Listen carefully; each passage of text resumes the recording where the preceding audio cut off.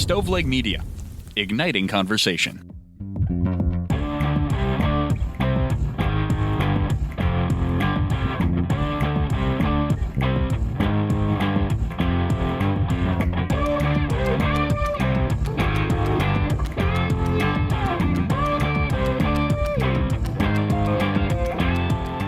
This is True Crime Cast. Jamie and John here. What is happening? Dude, not a whole lot. How you doing, man? Not a whole lot. It feels like everything is moving so fast. We're in December.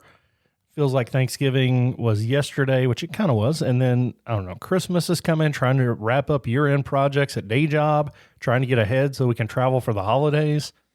Yeah, that's a pretty accurate description of my life. Throw in several plays there and Ubering kids everywhere, and you've nailed it. Yeah, I mean, whoever came up with the Uber idea obviously is super rich, but I think they were just a parent and they were like, what if I got paid to do this? Because this is all I do. If like I could pick up people and take them somewhere in between my runs, taking my children places, yeah, I could be a billionaire. Yeah, no kidding. Not at all. I've charged my kids. They owe me so much money. So much. They're in such debt. I get it. Funny that we talk about debt because our first 5-star review is from Rich Under 97. Nice.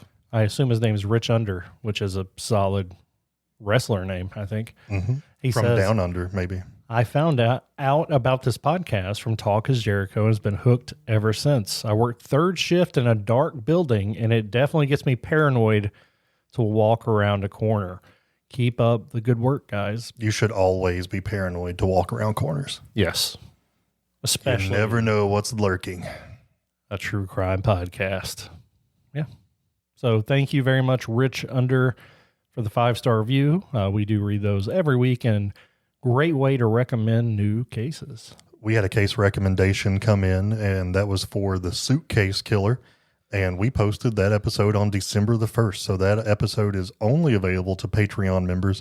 So if you haven't already joined, go to patreon.com, check us out.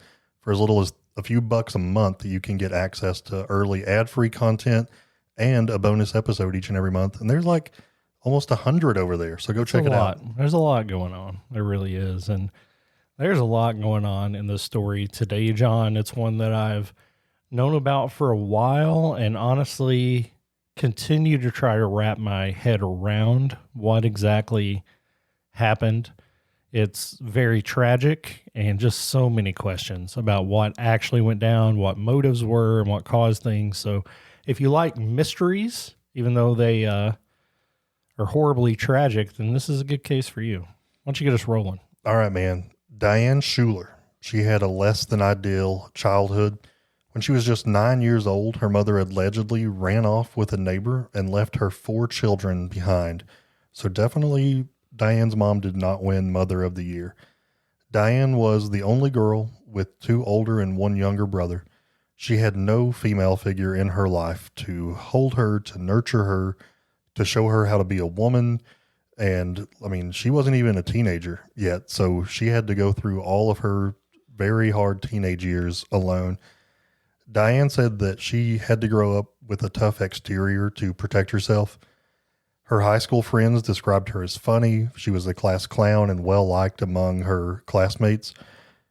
I just want to stop there and discuss that. Like, some of the happiest people that you know are probably the ones who have the darkest souls because they are masking a lot oftentimes. I think Not about everybody. that. I think about that quite a bit. I mean, I think it happens a lot with comedians. That's what Robin Williams talked a lot about before taking his own life. So it certainly can be something where you're trying to mask it. Her friends in school said that her mother was a topic that was off limits. She did not want to talk about her mom. You know, when you're abandoned, there's so much resentment, anger, sadness. You're wondering why, you know, and oftentimes for children that manifests in what about me was so wrong that made my mother run off. I don't know that that's what she experienced. That is a common experience. She had moved on from her estranged mother who died in 2013. When her mother died, Diane's brothers had reconciled with her, but Diane refused to acknowledge her mother. But she did reconnect with her brothers, which I think is a very important part of what's going on here. She did get married as well. She met her husband in middle school Not that they had been together since then. They reunited at a wedding of a common friend from high school. During that event, Diane had lost a significant amount of weight and was the slimmest she had ever been. Again, some people would equate that with being healthy, but that's a big sign sometimes of being unhealthy, both physically, potentially mentally, emotionally. I think we equate size with happiness and healthiness in our country, and that's not necessarily Well, the if case. the opposite is true, that I am the most mentally healthy person you could ever meet. I really appreciate it when you say it before I do, because it sounds less mean. So her husband, whose name is Daniel, worked nights as a security guard, and his mom described him as Diane's oldest child, which I think you and I can empathize with that as well. We, our wives, From our wives' perspectives, to be clear. raised several kids, and I think they would consider us amongst them. They were married, and they ended up having 2 kids, Brian and Aaron. Now, Daniel was not very involved as a father. He said he didn't really want children, so not only was he kind of not a burden, but he had to be taken care of by Diane, and she had pretty much the full burden day to day of raising their kids. And she took it very seriously. Her children were always neat and clean and appeared cared for. She ironed their clothes every day. That's so much more than I would ever do for my children. Yes. I love them, but I don't iron their clothes. Throwing them in the dryer, that's the extent of it. She did their hair perfectly every day. She made them dinner, gave them baths, and did individual story times with their children every night. So yeah, that seems like a good mom, right? It's Mother of the Year stuff right there. She stayed up with her children, making family photo albums to give out as gifts. Diane was the first parent at morning drop-off, and she was the first one there to pick them up every afternoon. We have some parents like that around here, and schools have had to get on Facebook and say, school is out at 3. There is no reason for you to be here waiting in the car rider line at 1 p.m. Yeah, and that's not an exaggeration at all. People literally show up 2 hours early. I don't know if they don't have anything else to do. I don't know if getting out of that parking lot instantly is the most important thing in the world to them, but it's really annoying for those of us getting caught in traffic. Sorry for the side rant, but I'll say real. one more thing. Our school system posted this week that if it happens again, they're going to start writing tickets. So okay, good. I like that. Anyway, yeah, she was the first one there to pick them up every afternoon. So that's what my brain thinks of. Now, she did this all while working as the director of a credit and billing and collection service at Cablevision. She made 6 figures, joined the PAT, was involved in tons of school functions. This woman was one who did everything. I like it because it kind of reminds me of me.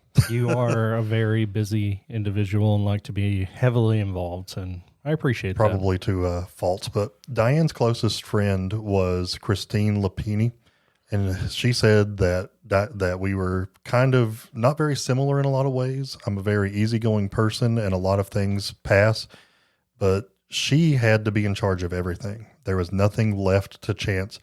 You know, everything had to be planned, precise. She was a powerful woman. She was very much in charge of everything, whether that be at work, at home, in the car, in the friendship. She was certainly not a perfect person. She loved you. She loved you.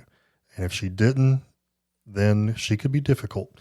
She was okay as long as she was in control of everything. End quote. Jamie, is this a joke? Or are you writing about me? This isn't you. Your involvement, I think, has less to do with control and more to do with other psychological issues we don't have time to get into. But no, I don't think this is your burden. But I think we all have these type people in our lives that, you know, once their name gets mentioned and they're joining a group of some kind, that they're not going to be an idle member. They're going to be seeking leadership, and sometimes for the right reasons, sometimes not, but they always want to have a say in what happens. I don't think mine is a control issue as much as I think that there's no one who can do it as good as I do. Yeah, I think that's probably true. So fair enough. All right. So that need for control ultimately had Diane feeling very isolated. She had no one that she felt like she could open up to. And, you know, that's hard when you're struggling on the inside. So maybe if she had a motherly or sisterly bond with someone, then things could have turned out a little differently. Yeah, so she didn't have that outlet. She did have friends, obviously. You just mentioned Christine, but she really couldn't relate to her. And her husband's not super involved with the kids, and she's kind of taking care of him in the same way she is them. So certainly, I think wound up at this point in her life, I think is the right way to look at Diane's state. Now we're going to go to July of 2009, where the incident in question happens. Diane, Daniel, their two kids, Brian, who was 5, and Aaron, who was 2, along with Diane's 3 nieces, Emma, 8 years old, Allison, 7, Katie, 5, were all camping at Hunter Lake Campground in Parksville, New York. On July 26th, Daniel drove back to West Babylon, New York, in his gray Toyota pickup truck. This was back in 2009. Yes. He took the family dog with him, and Diane took all 5 kids in a minivan that she had borrowed from her brother and sister-in-law. Again, she's close to her brothers. She's taking her nieces, so she took their van along for the trip to be able to haul everybody. She got on the road to her brother's house, where her Jeep was parked for the weekend. Her brother Warren and his wife Jackie had no reason to worry about their kids. They fully believed that Diane and Daniel, both in their mid-30s, could handle 5 kids and a dog. They weren't concerned in any way whatsoever. After a weekend of having a great time, playing out in the woods, Diane got on the road with all the kids around 9:30 that morning. Again, this is July 26, 2009. The campground owner was a friend of them, and he spoke with Diane before they left and said that everything appeared normal. And as with most of our stories, when everything starts to feel normal is when it gets out of hand. And that's where things go off the rails for Diane and these kids.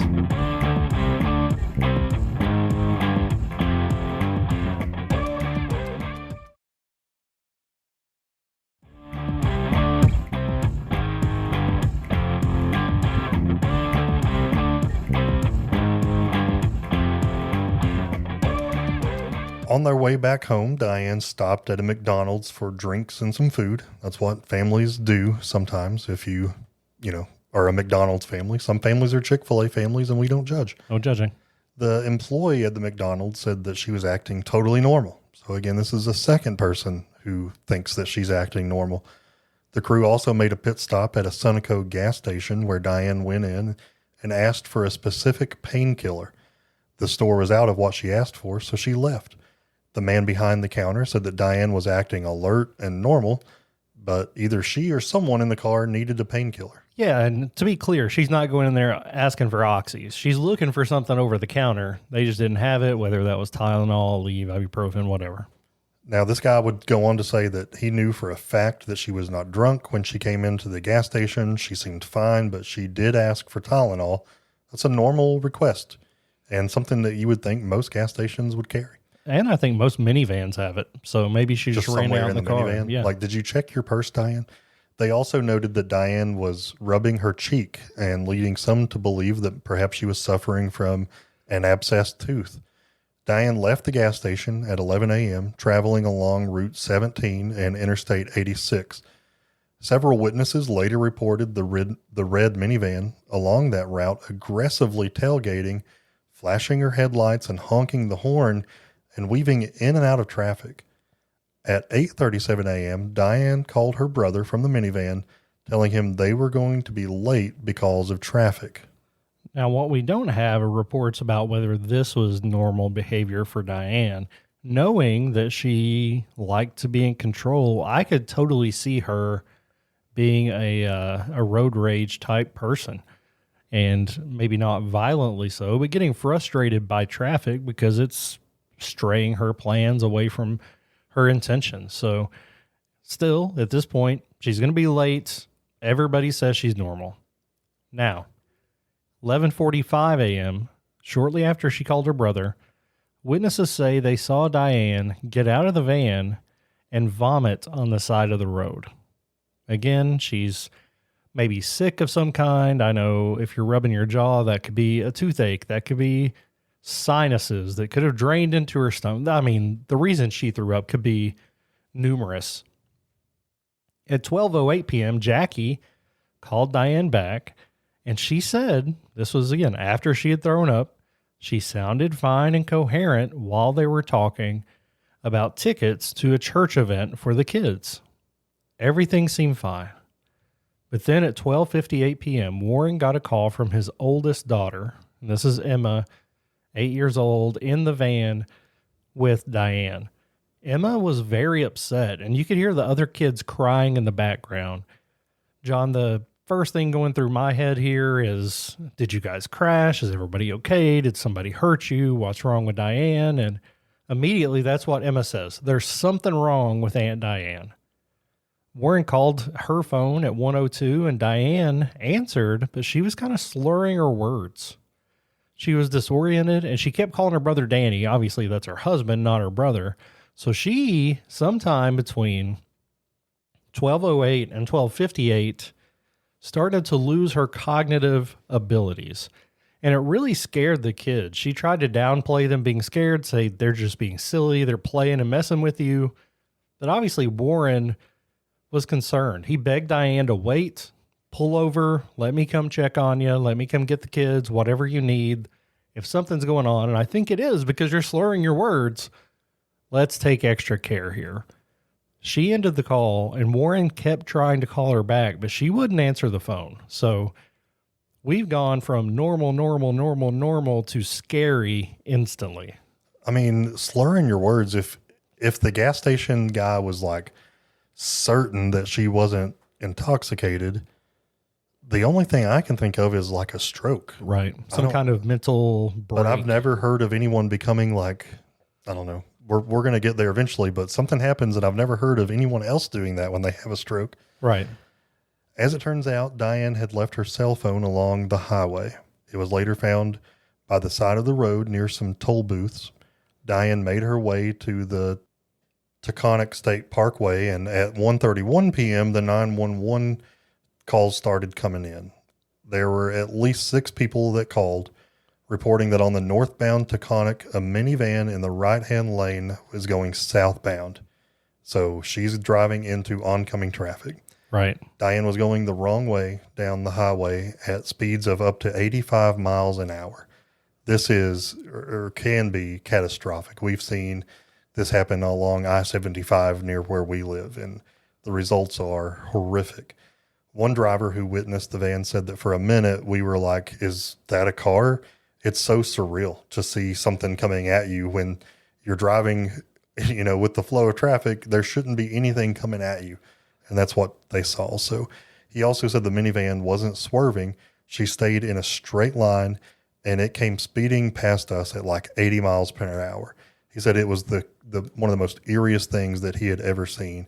She ended up going at least 1.7 miles before she ended up colliding head on with the 2004 Chevy Trailblazer, which then struck a 2002 Chevy Tracker at approximately 1:35 p.m. Yeah, and this is a minivan, so a substantial vehicle, as is a Trailblazer. The Tracker usually is a pretty small, I don't even know if you can call it an SUV, but certainly a multi-vehicle crash and going the wrong direction, hitting head on. I mean, it doesn't get much scarier than an impact like that. There were 2 guys that saw the crash, and they saw the smoke coming from the minivan, and they ran over and tried to help. They removed Diane from the vehicle, and while they did so, they noticed that there was a large broken bottle of Absolute vodka near the driver's seat. The men pulled the girls out of the minivan. None of them had been in car seats, and none of them had seatbelts on, and noted that none of the girls had pulses when they were pulled from the van. John, when you and I grew up, we did not, or at least I did not, wear seatbelts until I started driving myself. I think by 2009, that was a much more common thing to do. Would you agree that most, especially with kids? Yes, but yeah, for sure. I remember growing up, but even in high school, I would wear them. But before that, if we were just going on a quick trip, I never would. But I feel like even on the highway, no matter how old I was wearing them. So then you start to check on the individuals in the other vehicles, and they quickly concluded that there were multiple lives lost due to this accident. Diane herself, her 2-year-old daughter, Erin, her nieces, Emma and Allison, along with the passengers in the SUV, Michael Bastardi, 81, and his son, Guy, 49, and their longtime friend, Daniel Loggo, 74. The people in the tracker had minor injuries. It didn't take the full blow of the head-on collision. And Diane's 5-year-old son, Brian, and her 5-year-old niece, Katie, were taken to a nearby hospital. Katie did not make it. She died later that day, bringing the total deaths to 8. Brian was the only survivor from the minivan. He had broken bones, he had severe head trauma, and he ended up staying in the hospital for weeks. Didn't end up going home till October, and this is July. So definitely some severe injuries, long-lasting effects for Brian, but we have this lady who goes camping with her nieces and her kids, and on the way back, all of a sudden, she starts slurring her words, driving the wrong way, and hits somebody head on. And when I say mystery, I mean, the questions abound here. Did she drink the vodka? Did she have some kind of mental breakdown? Did she do this on purpose? And I think that's what we want to start digging into now. Well, there was an investigation. A toxology report was released in August, and it showed that Diane's blood alcohol content was 0.19%. Yowza. That's approximately 6 grams of alcohol in her stomach that had not yet been absorbed into her blood. The legal limit to drive is 0.08. So she was over double the legal limit. And she still had alcohol in her stomach. So she was over double the limit on her way to more drunkenness. Yeah. Police said that Diane's blood alcohol content was equivalent of taking 10 shots of alcohol in a single hour. There was also evidence that she had smoked marijuana shortly before the crash. Many people just simply could not believe this. Diane's best friend said that this is so out of the realm of the possibility of her that it just blows her mind.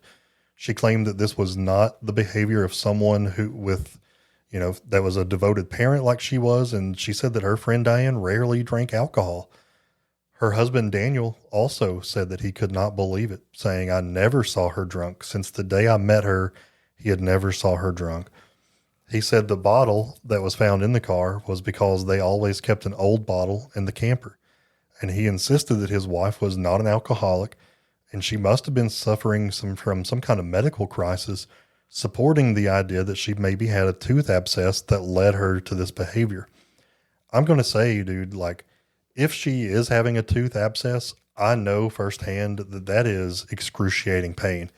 And I have seen people in excruciating pain drink specifically vodka to help dull the pain that they're feeling. Right. So we're going to talk about possibilities here, but log that as one possibility, I guess. Yeah, certainly on the table. But again, if he can confirm this is the old bottle, then there's no way, because it was broken, to know how much was in it at the time of the accident. Was it full and she drank half of it all at once and then smoked marijuana? It's almost impossible to know at this point because the bottle was broken and the scene was just horrific. There were some people in Diane's life who said, you know what? I can wrap my head around this. Another one of her sister-in-laws told investigators that Diane smoked marijuana just about every day, and that she had confided in her sister-in-law that she was a hard drinker. Initially, Daniel had said that neither of them had any drugs or alcohol the entire weekend, but as time went on, he fessed up and admitted that he and Diane had drank a little bit during the camping trip, but he insisted that she didn't have anything to drink the morning they left the campground and that she didn't have access to it. Plus, all the people Diane came across that morning, from the campground to the McDonald's and the gas station, said she didn't smell of alcohol, she didn't stagger, she didn't slur her words, and she did not appear drunk. Tom Ruskin is a private investigator that was hired by Daniel's lawyers to look into the case. Ruskin told reporters in early September that he had interviewed Diane's relatives, none of whom had ever seen her intoxicated by alcohol. He also pointed out that the autopsy results didn't show organ damage you'd expect from chronic alcoholics.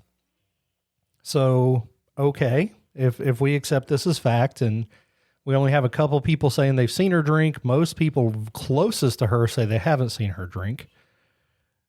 Don't want to get too much into it, but in my experience with alcohol, it can be hidden for lengths of time from certain people, even close people to you. So I have a hard time ruling out the possibility that she did have alcohol issues. Also, just because she didn't have issues doesn't mean she wasn't drunk that morning. So Absolutely. Well, I mean, it's interesting. The autopsy didn't show organ damage that you would find. So maybe this was something that she did because of the pain, but maybe she just had really good organs. I mean, I don't know. You know what I mean? And maybe it was more of a recent thing. Like usually when you talk about a chronic alcoholic, that's months, years of drinking. Maybe it just was the last few weeks. Who knows? As far as the marijuana is concerned, Daniel denied Diane used it regularly, but she did have it occasionally to cope with insomnia. Daniel and his attorney alleged that Diane was driving erratically because of a sudden medical emergency. They theorized that it could have been a stroke, a tooth abscess that she'd had for weeks before her death, or it could have been that in her leg she might have had an embolism that broke loose. That, you know, that can mimic a stroke because it goes to your I guess your brain like that causes stroke-like symptoms. The autopsy did not show signs of a stroke, an aneurysm, or a heart attack. Yeah, so essentially that would be some kind of clot in her leg that could have caused a brain reaction. Normally, it's pretty, I don't want to say easy, but normally they can tell when a stroke has happened. That's something that's fairly common enough to where we can diagnose it. So certainly of interest to note that wasn't the case, because I think this is, if there was no alcohol, I would think that's what this most closely looks like. A month after the autopsy, a New York forensic pathologist noted that a hair test should have been carried out to truly determine her drug history, because the hair test can tell you more about when you had drugs and how much. Daniel said that he had planned to exhume Diane's body to perform the hair test. To this day, there's no evidence that she has ever been exhumed. And trying to put myself in his shoes, sorry to steal your thing here, John, but putting yourself in somebody else's shoes, I can't imagine having to lay my wife to rest and then have her exhumed. That decision would be brutal for the entire family. So, and the issue here is that we're trying to figure out why this happened. And there's a lot of blame being thrown around. The medical examiner ruled this crash a homicide because of her negligent driving, no matter what was on the toxology report. On October 18th of 2009, the Westchester County District Attorney said there would be no charges filed because the only responsible party was dead, that being Diane. I feel like I keep a clean house. I think my house is fairly clean, but I think that even within a year of my wife passing, I could probably find one of her hairs at this house. You know what I mean? Yeah. I wonder if they tried to do so. Yeah, that's a great point. I could go and find like the shower drain. I was going to say, just pull the shower drain. Yeah. Yeah. So I totally get that. And I don't know that they looked there, but the point is he was trying to clear his wife's name to say, no, this was all medical. It had nothing to do with substance abuse. She had some type of issue where she was either rushing to get help, and that's why she was driving so fast the wrong way, or she had some kind of mental issue that took away her ability to think rationally. But the Bastardi family claimed that they were mishandling the case by neglecting to initiate a grand jury to investigate the crash. They wanted an official, in the books, in writing determination of what they thought happened. In December, the family filed a civil suit against Diane's estate and her brother Warren, seeking damages for wanton, unwillful, and reckless conduct, which I think probably what they wanted the legal investigation for is to be able to use it in the civil case. They included Warren because of a state law that he should be included because he was the owner of the minivan. Then in July of 2011, Jackie sued Daniel, claiming that her three daughters suffered terror, fear of impending death, and extreme horror leading up to their deaths. So fright and mental anguish. So we have people in the other vehicles suing Warren and everything Diane owned, which include Daniel's money and assets. Then we have Jackie suing Daniel. Remember, Jackie was married to Warren, so this is an absolute legal mess. And then Daniel sues the state of New York for not keeping the road safe. This is too much. For not creating a way to prevent her from getting on the road in this way. I think if she really wanted to do this, or if she truly had a break in a way that prohibited her from thinking clearly, that she would have found a way to do it. By July of 2014, all the lawsuits were either dropped or settled. So legally, it was over. When people ask Jackie about this to this day, she says, people always ask how I feel about Diane. You can't imagine how complex that question is. How does a person go from being like a sister to me, adored by my girls and cherished by my husband, to being the one who ruined our lives? I think that's a pretty clear statement, and I think that's about as clear as you're going to get. In August of 2009, the New York governor at the time, David Paterson, proposed what was called the Child Passenger Protection Act. This would make it a felony to drive intoxicated if there is a passenger under the age of 16 in the car. I feel like, and maybe it's changed now, but I feel like anytime someone drives intoxicated, it should be a felony, because you never know if you're going to pass a child under the age of 16 in another car. Yeah, I think that's a bad law. You're right. And it should be, you're putting kids at risk anytime you do that, whether they're in your car or not. Now, it did pass. It became known as Leandra's Law, and that was because of the death of an 11-year-old killed in a car accident while the driver was inebriated. The act was signed into law on November 18th, 2009. In 2011, HBO premiered a documentary outlining the events leading up to this tragedy, and it's called There's Something Wrong with Aunt Diane. You can watch it, but our writer Mackenzie recommends a warning that there are uncensored crash scene photos, and they do not warn you that there are dead bodies that will be shown. So just heads up if you're interested. Yeah, I have seen that. That's where I first heard about this case. And I mean, it dives into everybody, and you get to see and hear from the people involved, and it's very intense. Yeah. To this day, Diane's family refuses to accept the test results. Jackie and Warren had another child via IVF, and it was a girl. They also started a foundation whose main purpose is to honor the lives of their 3 daughters. And the organization aims to provide innovative self-esteem educational programming for children.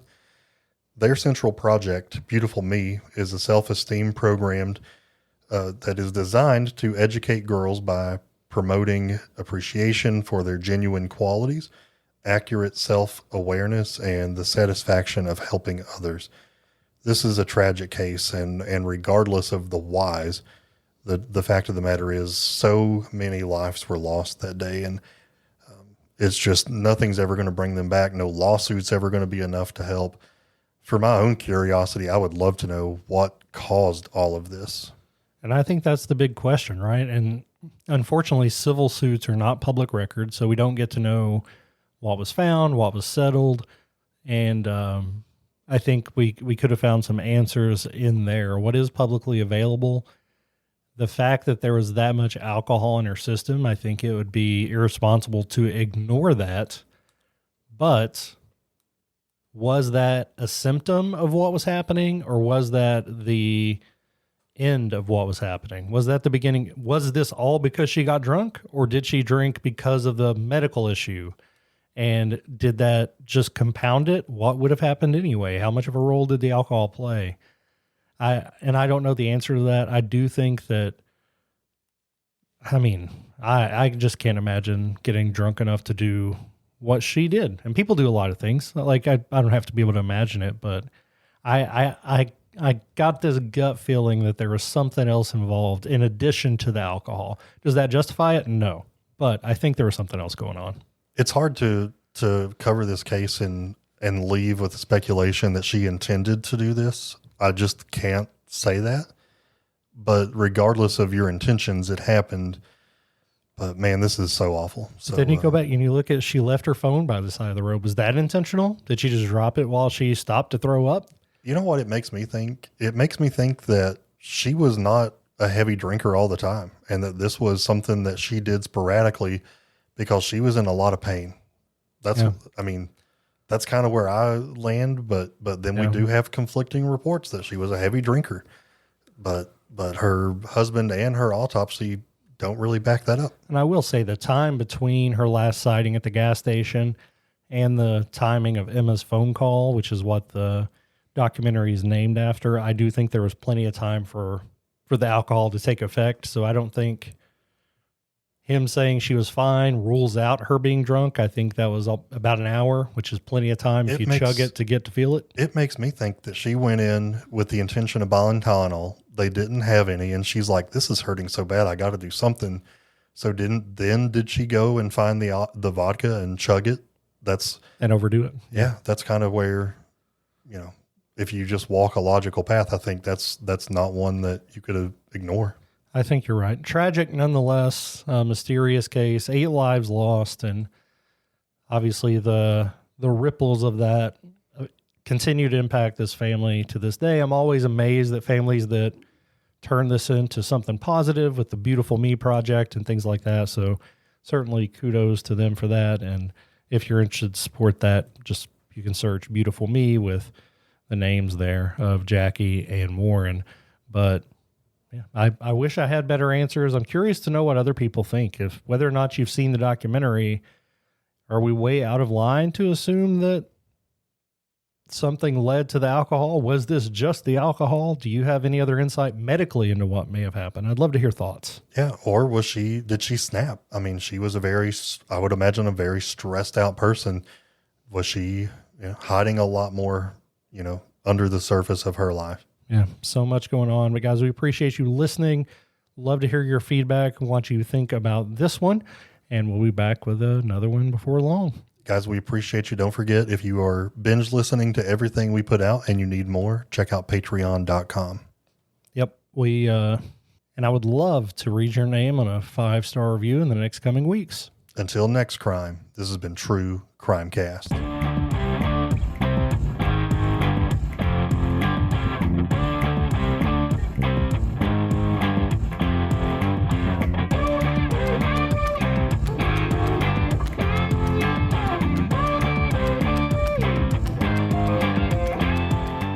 You've listened to True Crimecast, distributed by Stoveleg Media. Check out stoveleg.com to find out more about your hosts and to find other podcasts to listen to. Stoveleg Media, igniting conversation. This episode is brought to you by Progressive Insurance. Do you ever think about switching insurance companies to see if you could save some cash? Progressive makes it easy to see if you could save when you bundle your home and auto policies. Try it at Progressive.com. Progressive Casualty Insurance Company and Affiliates. Potential savings will vary. Not available in all states.